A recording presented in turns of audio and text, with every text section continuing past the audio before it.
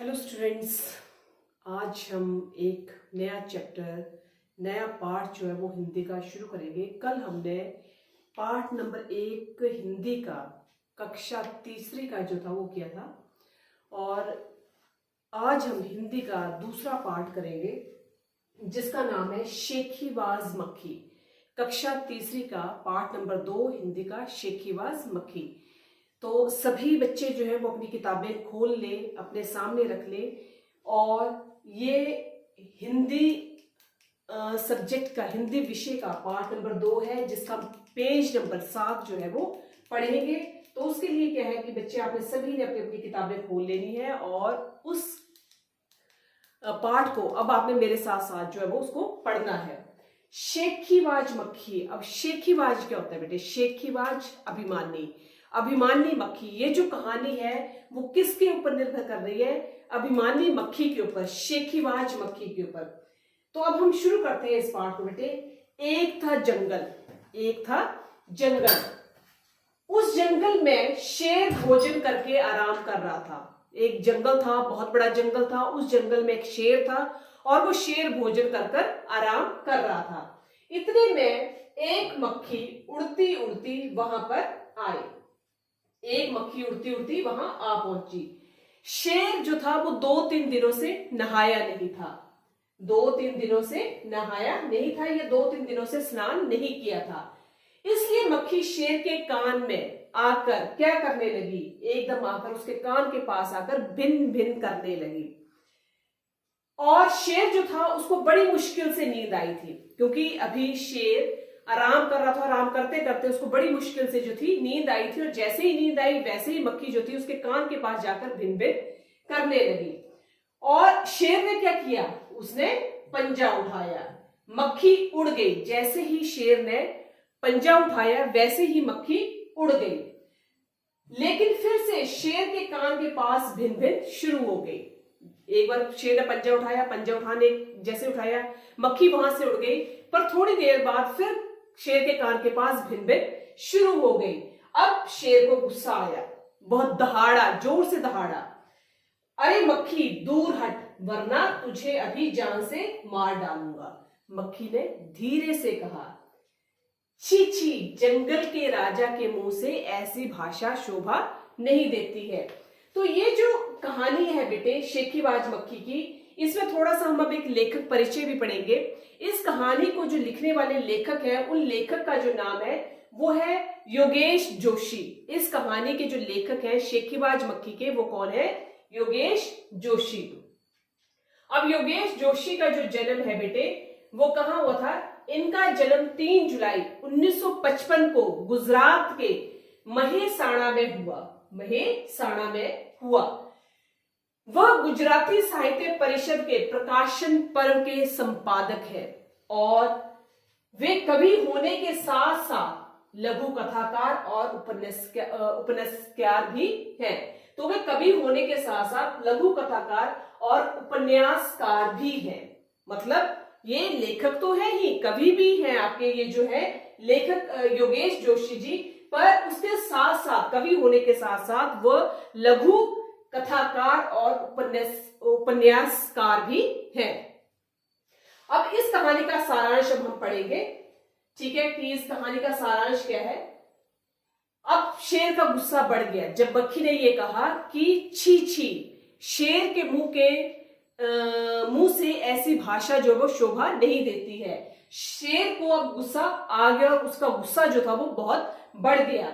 उसने कहा, एक तो मुझे सोने नहीं देती है, एक तो मुझे सोने नहीं देती। ये किसने कहा? मक्खी ने, ये शेर ने। एक तो मुझे सोने नहीं देती, ऊपर से मेरे सामने जवाब देती है, चुप हो जा वरना अभी। इतनी बात कहकर शेर रुक गया। उसके बाद मक्खी बोली, वरना क्या कर लोगे? क्योंकि शेर ने कहा था कि अभी यहां से दूर हट जा, वरना कहकर उसने उसको चेतावनी दी। तो मक्खी जो थी वो बोली, वरना क्या कर लोगे? मैं क्या तुमसे डर जाऊंगी? ये किसने कहा? मक्खी ने कहा कि क्या मैं तुमसे डर जाऊंगी? मैं तुमसे भी लड़ सकती हूं, हिम्मत है तो आ जाओ। देखो कितनी बड़ी बात जो थी वो उस शेखीबाज मक्खी ने कह दी कि क्या मैं तुमसे डर जाऊंगी, हिम्मत है तो मैं तुमसे लड़ भी जाऊंगी। अब तभी आगे जो है शेर आग बबूला हो उठा। इतनी सी बात सुनकर एक साधारण सी बात है कि कोई हमें, जब हम नींद में सोए होते हैं और नींद में सोए सोए कोई घर में आपके छोटे भाई बहन आपको जो है वो परेशान करते हैं, तो ना चाहते हुए भी हमें गुस्सा आ जाता है, क्योंकि हमारी नींद जो होती है वो उस समय भंग हो जाती है, इसलिए हमें ना चाहते हुए भी गुस्सा आ जाता है। उसे कान के पास पंजा मारा, मक्खी तो उड़ गई पर कान जरा छिल गया, क्योंकि मक्खी तो उड़ गई पर कान जो था वो छिल गया। मक्खी उड़कर शेर की नाक पर बैठी। अब मक्खी जो थी वो उड़कर कहां बैठ गई? शेर के जो नाक पर है वहां बैठ गई। अब शेर ने फिर मक्खी को पंजा मारा पर मक्खी फिर उड़ गई। अब की बार शेर की नाक छिल गई। पहले वो कान पर बैठी, शेर ने पंजा मारा तो उसकी कान छिल गई, उसके बाद मक्खी उड़कर उसके नाक पर बैठ गई और जैसे ही उसके नाक पर बैठी तो मक्खी जो थी वहां से उड़ गई और जैसे ही शेर ने पंजा मारा तो उसकी नाक जो थी वो छिल गई। मक्खी कभी शेर के माथे पर बैठती, कभी गाल पर बैठती, तो कभी गर्दन पर। इस तरह से मक्खी का जो था वो एक क्रम चलता रहा।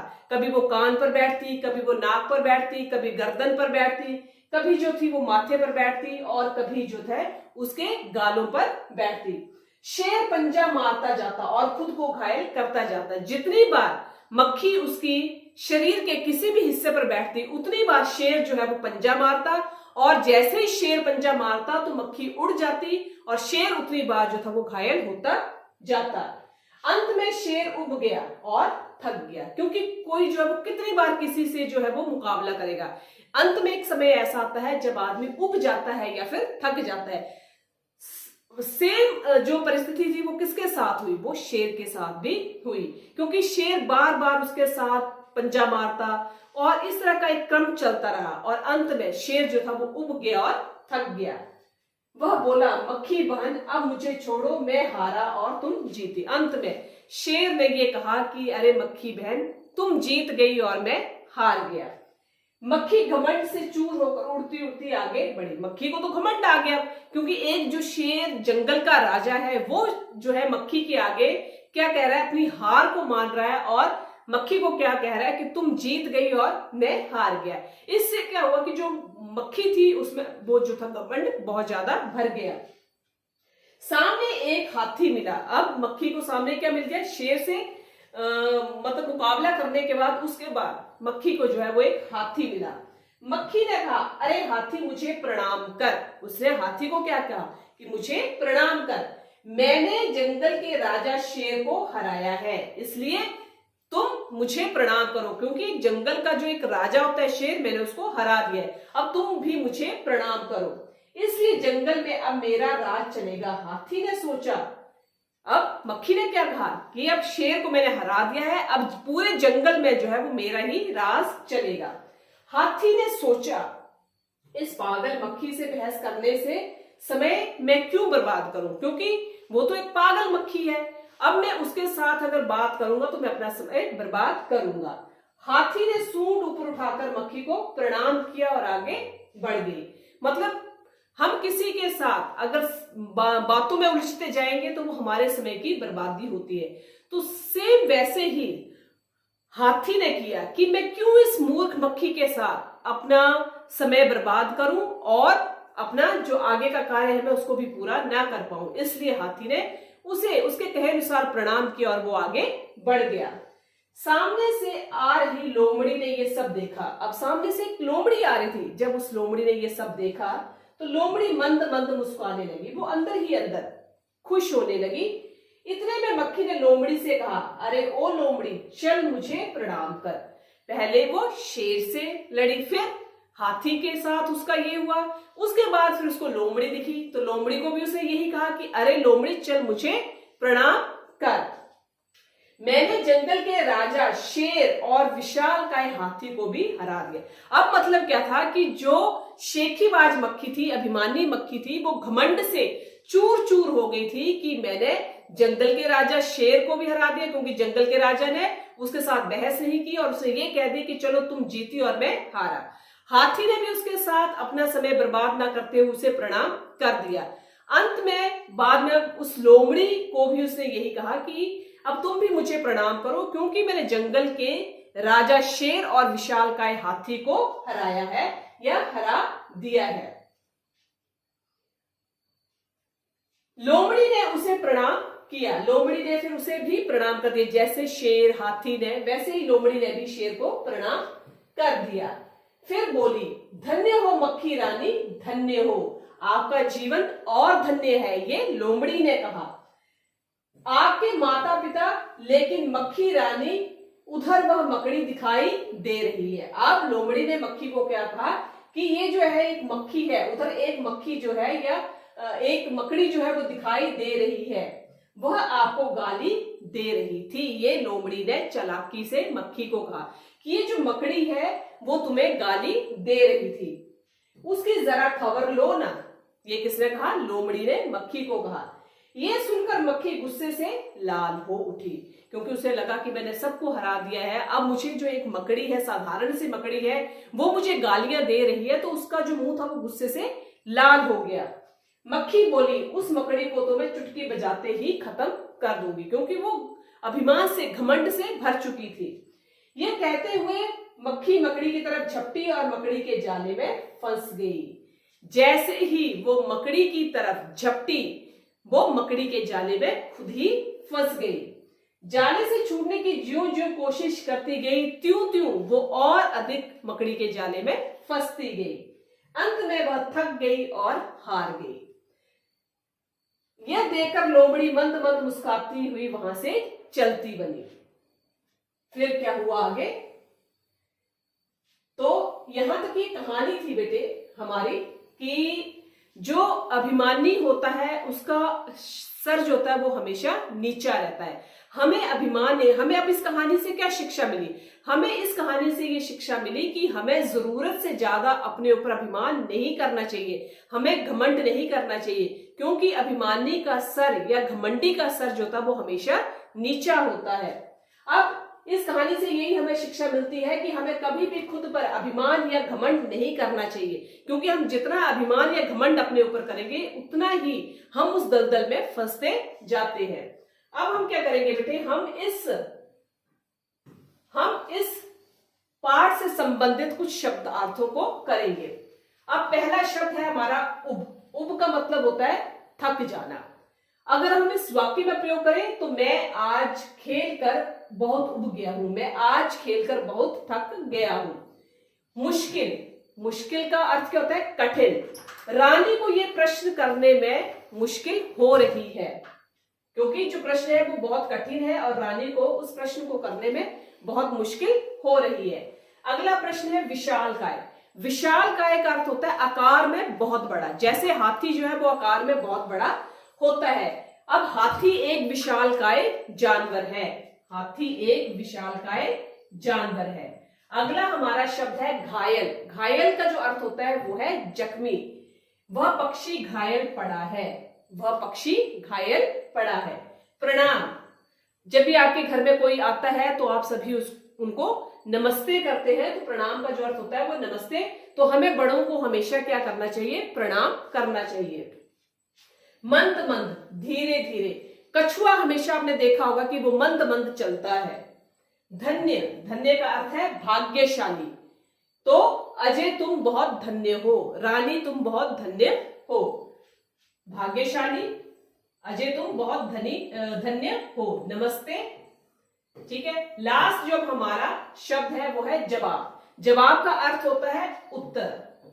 मुझे इस सवाल का जवाब देकर बताओ। तो ये यहाँ पर हमारे शब्दार्थ हो गए और शब्दार्थों के साथ साथ हमने उनका वाक्यों में भी प्रयोग कर लिया। अब उसके बाद हमारे प्रश्न उत्तर है बेटे। शेखीबाज का क्या मतलब होता है? शेखीबाज का मतलब होता है या तो बहुत बातें करना या फिर गुस्सा करना, घमंड करना। तो इनमें से शेखीबाज का क्या अर्थ है? तो शेखीबाज का अर्थ है घमंड करना। घमंड करना, ये शेखीबाज का अर्थ है घमंड करना। अब कहानी में मक्खी किसे परेशान कर रही है? कहानी में मक्खी किसे परेशान कर रही है? शेर को, लोमड़ी को या मकड़ी को? तो कहानी में जो मक्खी है वो शेर को क्या कर रही है? परेशान कर रही है शेर को। लोमड़ी कैसी होती है? सीधी साधी, चालाक या फिर शेखीबाज? तो लोमड़ी जो होती है वो क्या होती है? चालाक होती है। लोमड़ी एक बहुत चालाक जानवर है। कहानी में शेखीबाज कौन है? मकड़ी, लोमड़ी या फिर मक्खी? तो कहानी हमने पूरी जो है वो विस्तार से पढ़ ली है, कहानी का सारांश पढ़ लिया है। तो कहानी में जो सबसे शेखीबाज है वो कौन है? मक्खी। कहानी में शेखीबाज कौन है? मक्खी। कहानी में सबसे अच्छा कौन और क्यों लगा? आपने कहानी पढ़ी तो कहानी में आपको सबसे अच्छा कौन लगा, और अगर वो अच्छा लगा तो क्यों लगा? कहानी में जो हमें सबसे अच्छा लगा वो कौन लगा? लोमड़ी लगी। कहानी में सबसे अच्छा कौन सा पात्र लगा हमें? लोमड़ी का लगा। क्यों लगा? क्योंकि उसने बहुत ही समझदारी और चालाकी से घमंडी मक्खी को मकड़ी के जाल में फंसा दिया। क्योंकि अगर जो लोमड़ी है वो अपना दिमाग नहीं लगाती, अपनी चालाकी नहीं दिखाती, अपनी सूझबूझ नहीं दिखाती, तो मक्खी जो थी वो कभी भी मकड़ी के जाले में नहीं फंसती। मकड़ी के जाल में फंस जाने के बाद क्या हुआ? जब मक्खी मकड़ी के जाल में फंस गई और वो जितना बाहर निकलने की कोशिश करती उतनी ही वो मकड़ी के जाल में फंसती जाती। अंत में वो जाल में फंस गई और मर गई। तो इस तरह से जो मक्खी थी उसका अंत हुआ, क्योंकि वो जितनी कोशिश उस मकड़ी के जाले से निकलने की कर रही थी उतनी ही ज्यादा वो मकड़ी के जाले में फंसती जाती। अंत में क्या हुआ कि वो उस मकड़ी के जाले में फंस गई और वह मर गई। कहानी शेखीबाज मक्खी के आधार पर बताओ कि नीचे दिए गए शब्द किसके लिए लिख सकते हैं? घमंडी शब्द जो उसको लिख सकते हैं मक्खी को। समझदार शब्द किसको लिख सकते हैं? हाथी को, क्योंकि हाथी जो था वो उस मक्खी के साथ उलझा नहीं, और जैसे उसने कहा कि मुझे प्रणाम करो तो हाथी ने उसे प्रणाम कर दिया। तो समझदार कौन था? हाथी। डरपोक कौन था? शेर, क्योंकि वो जितने ज्यादा पंजे उस मक्खी के ऊपर मारता गया उतनी ही ज्यादा वो अपने आप को घायल करता गया। तो इस कहानी में जो शेखीबाज मक्खी के आधार पर जो डरपोक शब्द है वो किसके लिए लिखा गया है? शेर के लिए। और सबसे चतुर शब्द जो है इस कहानी में, शेखीबाज मक्खी में जो सबसे चतुर शब्द जो लिखा गया है वो किसके लिए लिखा गया है? वो लिखा गया है लोमड़ी के लिए। तो सबसे ज्यादा जो चतुर शब्द जो है शेखीबाज मक्खी में लिखा गया है वो किसको लिखा गया है? लोमड़ी को। अभ्यास प्रश्न है, जब आपको कोई गहरी नींद से जगा देता है तो आप क्या करते हैं?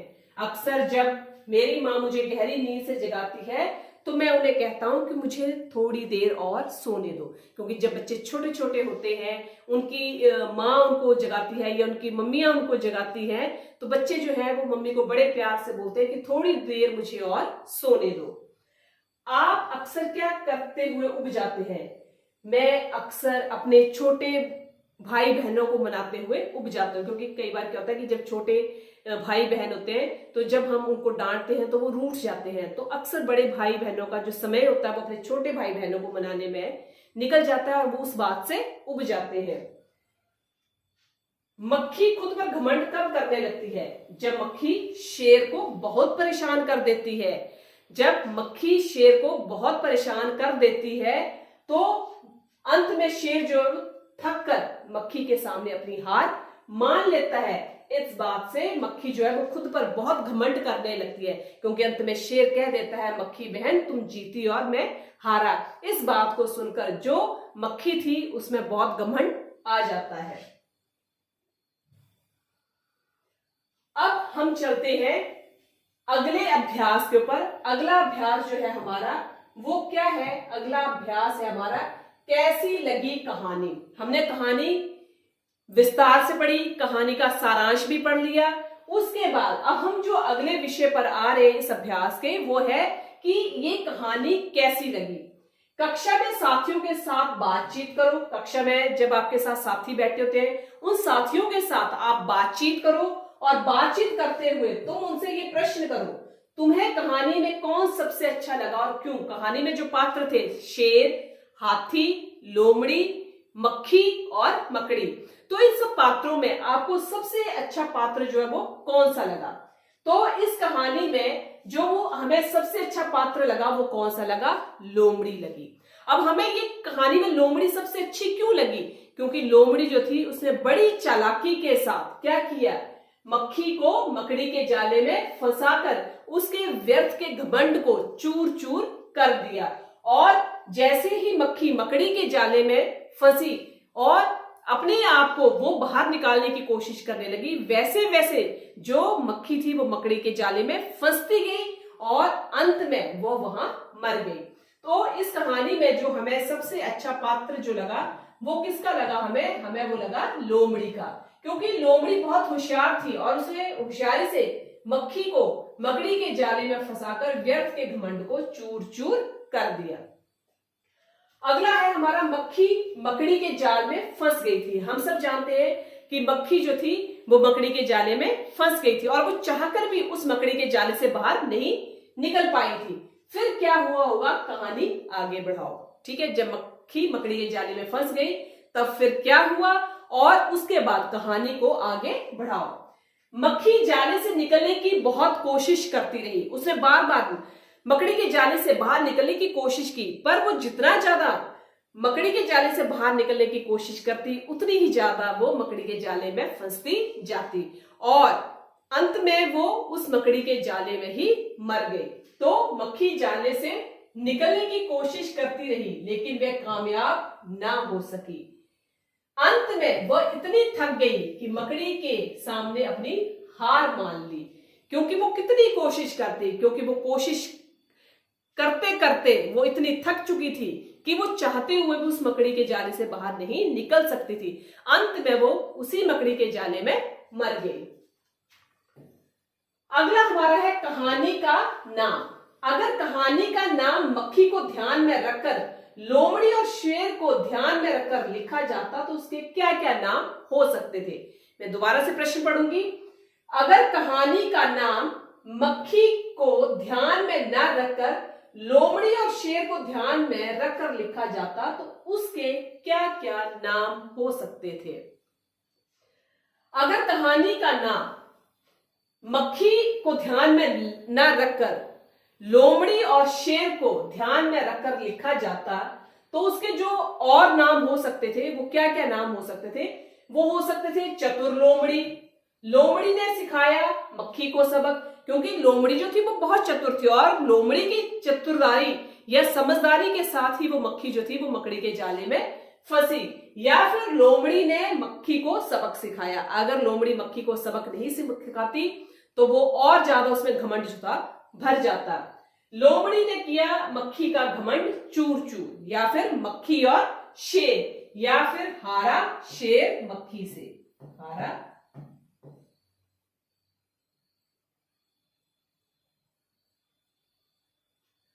हारा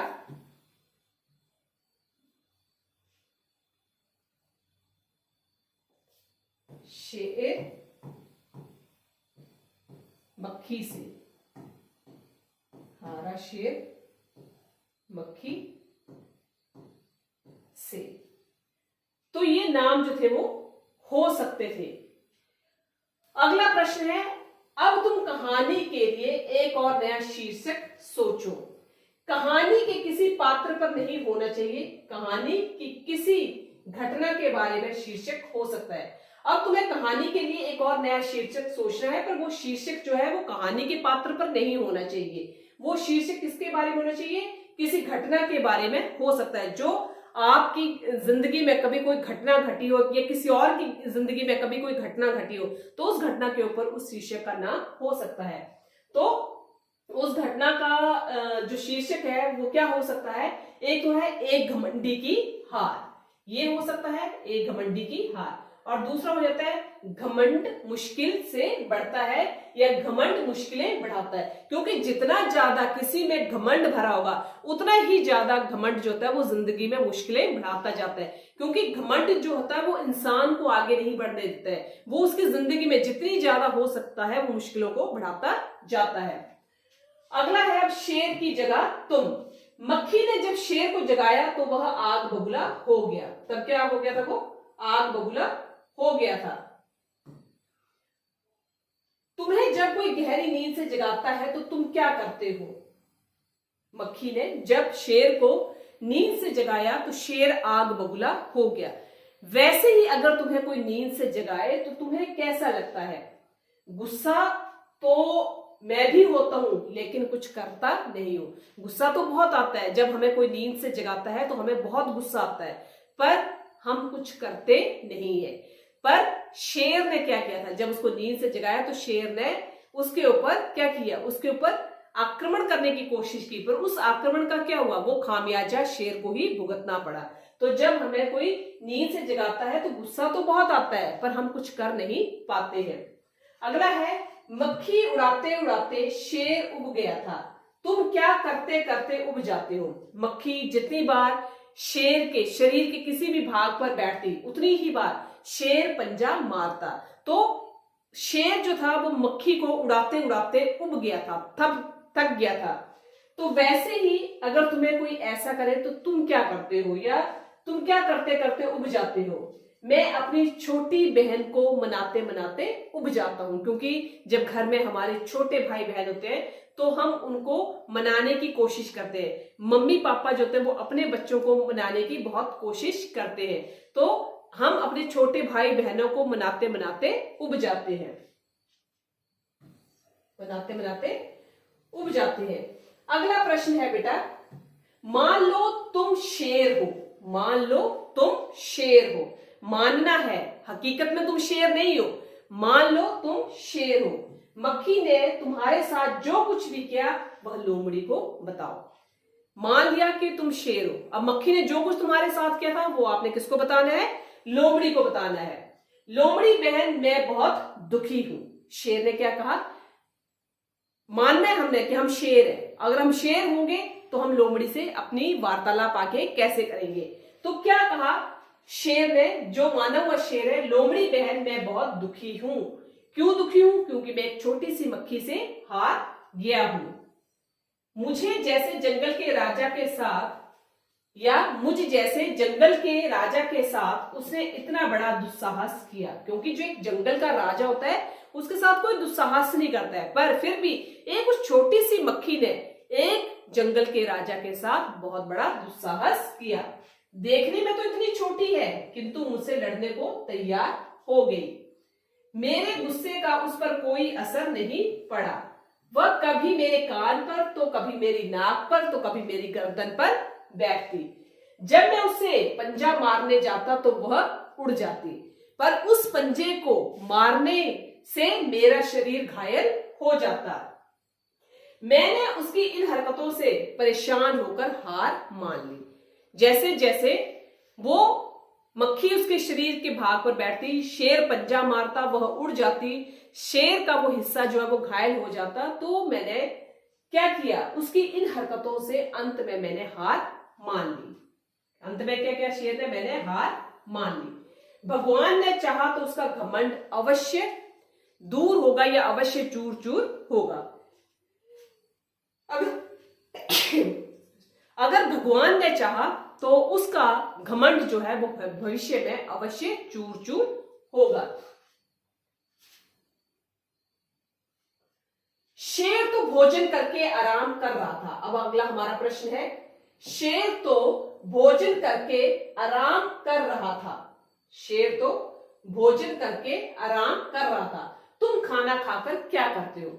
शेर भोजन कर कर आराम कर रहा था, वैसे ही तुम अपनी जिंदगी में जब आप खाना खा लेते हो तो उसके बाद आप क्या करते हो? अक्सर क्या करते हैं बेटे? अक्सर लेट जाता हूं। अक्सर लेट जाता हूं। अक्सर लेट जाता हूं। कभी कभी क्या करते हो? कभी कभी टीवी देख लेता हूं, कभी कभी मोबाइल देख लेता हूं, या कभी कभी मैं जो है वो बागीचे में काम कर लेता हूं। शेर ने भोजन में क्या खाया होगा और तुम क्या खाते हो? शेर जो होता है, जंगल का राजा जो होता है, वो ज्यादातर क्या खाता है? वो मांस खाता है, ज्यादातर क्या खाता है वो, मांस खाता है। और किसका मांस खाता है, हिरण का कच्चा मांस खाता है। जबकि हिरण का क्या खाता है, वो कच्चा मांस खाता है। जबकि हम लोग अपनी जिंदगी में क्या खाते हैं, हम लोग दाल, चावल, रोटी, सब्जी, कड़ी, राजमा, छोले भटूरे इत्यादि जो है वो हम लोग खाते हैं। जबकि जंगल का राजा जो वो उन चीजों को नहीं खाता है। जंगल का राजा तो है वो क्या खाता है, वो मांस खाता है, हिरण का कच्चा मांस खाएगा। जबकि हम लोग अपनी जिंदगी में क्या खाते हैं, दाल, चावल, रोटी, सब्जी, कड़ी, राजमा, छोले भटूरे इत्यादि इत्यादि। अगला प्रश्न हमारा, किसने क्या कहा। नीचे कहानी से जुड़ी तस्वीरें दी गई हैं, उसमें कुछ ना कुछ बोला जा रहा है। सोचो और लिखो कौन क्या बोल रहा है। अब यहां पर देखो, यहां पर शेर है। शेर क्या कर रहा है, वो क्या कर रहा है, यहां पर एक मक्खी भी है। तो यहां पर जंगल के राजा के मुंह से ऐसी भाषा शोभा नहीं देती है, क्योंकि यहां पर जंगल का राजा है, यहां पर मक्खी है। मक्खी ने क्या कहा होगा शेर को, कि जंगल के राजा शेर के मुंह से ऐसी भाषा शोभा नहीं देती है। अब दूसरी तस्वीर है बेटे, अब दूसरी तस्वीर में क्या है, अब पहले मक्खी ने कहा शेर को कि जंगल के राजा शेर के मुंह से ऐसी भाषा शोभा नहीं देती है। दूसरी तस्वीर में अब जो जंगल का राजा है वो मक्खी से कहता है, मक्खी बहन अब तुम मुझे छोड़ो। अब जो जंगल का राजा शेर है वो मक्खी से कह रहा है, मक्खी बहन अब तुम मुझे छोड़ो, तुम जीती मैं हारा। अगली तस्वीर पर चलते हैं बेटे। अब हम अगली तस्वीर में हाथी है। हाथी और साथ में हमें क्या दिखाई दे रहा है, हाथी के साथ हमें क्या दिखाई दे रहा है, मक्खी दिखाई दे रही है। अरे हाथी मुझे प्रणाम कर। यहाँ पर जो मक्खी है ये मक्खी है, मक्खी क्या कह रही है हाथी को, अरे हाथी मुझे प्रणाम कर, मैंने जंगल के राजा को हराया है। ये मक्खी जो है वो हाथी को कह रही है, अरे हाथी मुझे प्रणाम कर, मैंने जंगल के राजा को हराया है। अगली तस्वीर में आप देखेंगे कि हमें क्या दिखाई दे रही है, लोमड़ी, और लोमड़ी के साथ क्या है, मक्खी। यहाँ पर लोमड़ी रानी, लगता है तुम मुझसे डर गई, क्योंकि यहाँ पर लोमड़ी आगे को जा रही है और मक्खी उसे क्या कह रही है, अरे लोमड़ी रानी मुझे लगता है कि तुम क्या हो गया, तुम मुझसे डर गई। अगली तस्वीर में हमें ये लोमड़ी दिखाई दे रही है और लोमड़ी जो है वो मकड़ी के जाले में फंसती जा रही है। तो मक्खी रानी उधर मकड़ी आपको गाली दे रही थी। लोमड़ी ने बड़ी समझदारी के साथ मक्खी से ये कहा, अरे मक्खी, जो मकड़ी है वो तुम्हें गाली दे रही थी। ये बात सुनकर जो मक्खी थी वो गुस्से से आग बबूला हो गई, और जब वो गुस्से से आग बबूला हो गई तो उसने गुस्से से ये कहा, अभी मैं उसकी खबर लेती हूँ। जैसे ही उसने कहा कि मैं अभी उसकी खबर लेती हूँ, तो जैसे वो मकड़ी के जाले के पास गई तो वो मकड़ी के जाले में फंस गई। आगे अगला प्रश्न है बेटे, कौन क्या, कहानी के हिसाब से बताओ। घमंडी कौन था बेटे कहानी में, घमंडी कहानी में कौन था, मक्खी। कहानी में जो सबसे घमंडी पात्र था वो कौन था, मक्खी। चतुर कौन था, चतुर लोमड़ी थी। चतुर कौन था, लोमड़ी। समझदार कौन था बेटे, समझदार हाथी था। समझदार कौन था, हाथी।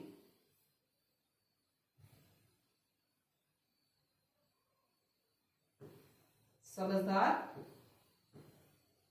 हाथी। डरपोक कौन था बेटे, डरपोक शेर था, क्योंकि शेर ने यह कहा था कि अरे बहन तुम जीती और मैं हारा। सबसे चतुर कौन था, लोमड़ी। सबसे चतुर कौन था, लोमड़ी। आलसी कौन था, हाथी। आलसी कौन था, हाथी। आलसी कौन है, हाथी। तो इस तरह से कहानी के हिसाब से घमंडी कौन था, मक्खी। चतुर कौन था, लोमड़ी। समझदार कौन था, हाथी। डरपोक कौन था, शेर। सबसे चतुर कौन था, लोमड़ी। और सबसे आलसी जो था वो कौन था, हाथी। अब हम आगे चलेंगे बेटे। चुटकी बजाते ही, चुटकी बजाने का मतलब होता है बहुत जल्दी जल्दी कर लेना। हम कहते हैं चुटकी बजाकर, तो चुटकी बजाने का मतलब क्या होता है, बहुत जल्दी जल्दी कर लेना। तुम कौन कौन से काम चुटकी बजाते ही कर लेते हो? बताओ, तुम कौन कौन से काम हो जो चुटकी बजाते ही कर लेते हो?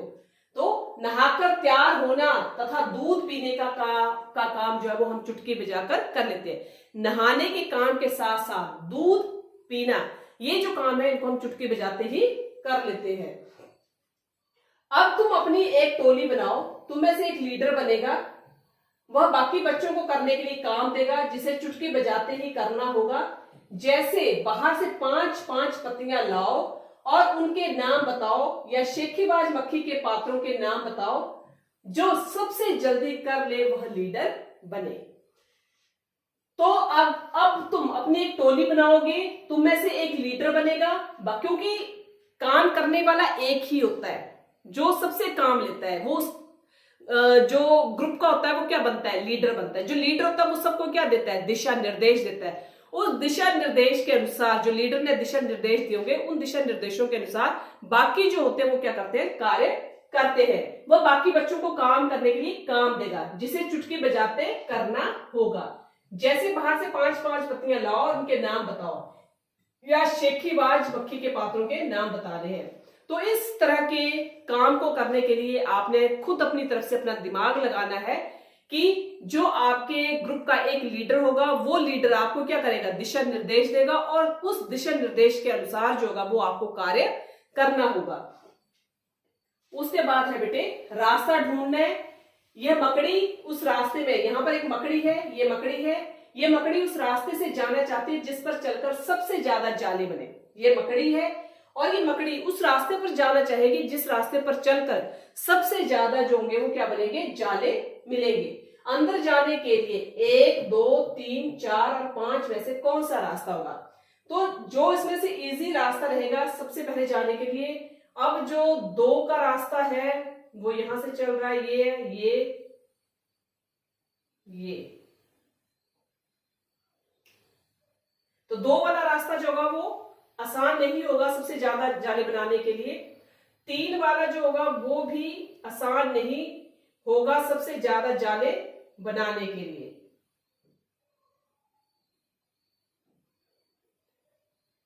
उसके बाद जो 4 नंबर है, ये 4 नंबर पर एक जाला ये आया, दूसरा जाला ये आया, तीसरा जाला ये आया, चौथा जाला ये आया, 5वां जाला, उसके बाद ये 6ठा जाला, 7वां जाला, फिर उसके बाद ये 8वां, 9वां। मतलब सबसे ज्यादा जाले जो है वो 4 नंबर पर बनेंगे। 1 नंबर पर भी हमारे 1, 2, 3, 4, 5, 6, 7, इसमें भी सबसे ज्यादा जाले बनेंगे। तो सबसे ज्यादा जाले जो बनेंगे मकड़ी को जाला बनाते हुए, जो जिस रास्ते पर उसको सबसे ज्यादा जाले मिलेंगे वो है 4 और 1। 4 और 1 नंबर पर सबसे ज्यादा जाले जो होंगे वो मकड़ी को मिलेंगे इस रास्ते पर।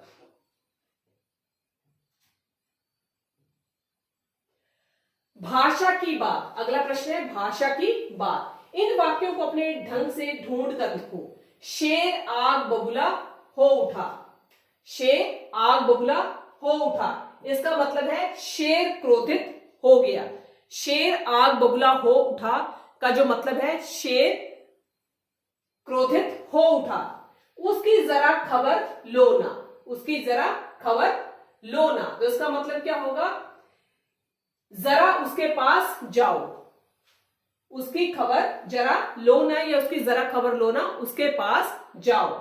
अगला है उस मकड़ी को तो मैं चुटकी बजाते ही खत्म कर देती हूं। उस मकड़ी को तो मैं क्षण भर में जान से मार डालूंगी। उस मकड़ी को तो मैं क्षण भर में जान से मार डालूंगी। जंगल के राजा के मुंह से ऐसी भाषा शोभा नहीं देती। जंगल का राजा ऐसी बात नहीं कर सकता है, क्योंकि जो सबसे बड़ा सदस्य होता है परिवार का वो उस तरह की बातें नहीं करता है। तो उसी तरह से जो जंगल का राजा था वो उस औहदे पर था जहां पर वो ऐसी भाषा या इस तरह की भाषा का प्रयोग नहीं कर सकता था। अगला है इनके पास तुमने अक्सर किन किन को उड़ते मंडराते देखा है? जलते बल्लभ के पास, जब आप लोग बल्लभ जगाते हैं तो ज्यादातर देखो उस बल्लभ के पास ज्यादातर क्या क्या चीजें जो होती है वो ज्यादा उड़ती हैं। तो उसके पास ज्यादातर उड़ते हैं कीड़े और छिपकलियां। जलते बल्लभ के आसपास ज्यादातर क्या होता है? कीड़े और छिपकली। सबसे ज्यादा क्या होता है? कीड़े और छिपकली। खेतों में ज्यादातर क्या होते हैं? कीड़े और टिड्डे। कीड़े और टिड्डे ये सबसे ज्यादा कहां पाए जाते हैं? खेतों में। इकट्ठे पानी के ऊपर ज्यादातर क्या होता है? जहां पर पानी खड़ा रहता है हर वक्त, उसके ऊपर ज्यादातर मक्खी और मच्छर सबसे ज्यादा होते हैं। फूलों पर क्या मंडराते हैं? मधुमक्खियां और तितलियां जो है वो फूलों पर सबसे ज्यादा मंडराती है। कचरे के ढेर पर क्या पाया जाता है? मच्छर और मक्खी। जहां पर कूड़े का ढेर लगा रहता है, कचरे का ढेर लगा रहता है, तो उसके ऊपर आपने देखा होगा कि ज्यादातर मक्खी और मच्छर जो होते हैं वो सबसे ज्यादा भिन भिनाते हैं। हलवाई की दुकान पर जब आप जाते हैं, मिठाइयां खरीदने जाते हैं, तो आपने ज्यादातर देखा होगा कि मिठाइयों के ऊपर जो है वो मक्खियां और मधुमक्खियां सबसे ज्यादा जो होती है वो भिन भिनाती है। और अब हमारा लास्ट प्रश्न इस पार्ट का है, कौन है शेखीबाज? कौन है घमंडी? क्या तुम किसी शेखीबाज को जानते हो? कौन है वो किस चीज के बारे में शेखी बगाड़ता है? क्योंकि हर कोई जो होता है कोई ना कोई शेखी जो है वो मारता है। तो आप किसी शेखीबाज को जानते हो? अगर जानते हो तो वह कौन है? अगर उसका नाम है तो किस चीज के ऊपर शेखी मारता है? मैं एक शेखीबाज को जानता हूं, मेरे वह मोहल्ले में रहता है। जो शेखीबाज है जिसको मैं जानता हूं वो कहाँ रहता है? वो मेरे मोहल्ले में रहता है। उसका नाम क्या है? सुमित है। वह पढ़ने में बहुत तेज है, बहुत होशियार है वह पढ़ने में। अतः वह हर समय अपनी तेजी के बारे में शेखी बगाड़ता रहता है। कई बार क्या होता है कि कोई बच्चे जो होते हैं वो पढ़ने में बहुत होशियार होते हैं, पर वो उस होशियारी के लिए क्या होता है, वो हमेशा क्या मारते रहते हैं? शेखी बगाड़ते रहते हैं। तो इस तरह से बेटे आज हमने कक्षा तीसरी का पार्ट नंबर 2 हिंदी का शेखीबाज मक्खी के बारे में पढ़ा। सबसे पहले हमने शेखीबाज मक्खी का सारांश, कहानी का सारांश जो है वो हमने पढ़ा। कहानी का सारांश पढ़ने के बाद उस पाठ से संबंधित जो भी हमारे शब्दार्थ थे और उनका हमने वाक्यों में प्रयोग किया, और उसके बाद जो अभ्यास से संबंधित जितने भी प्रश्न थे इस पाठ के वो हमने पूरे कर लिए हैं। अब कल हम आपके साथ एक और नए वीडियो के साथ, नए सब्जेक्ट के साथ, नए चैप्टर के साथ दोबारा हम फिर से मिलेंगे।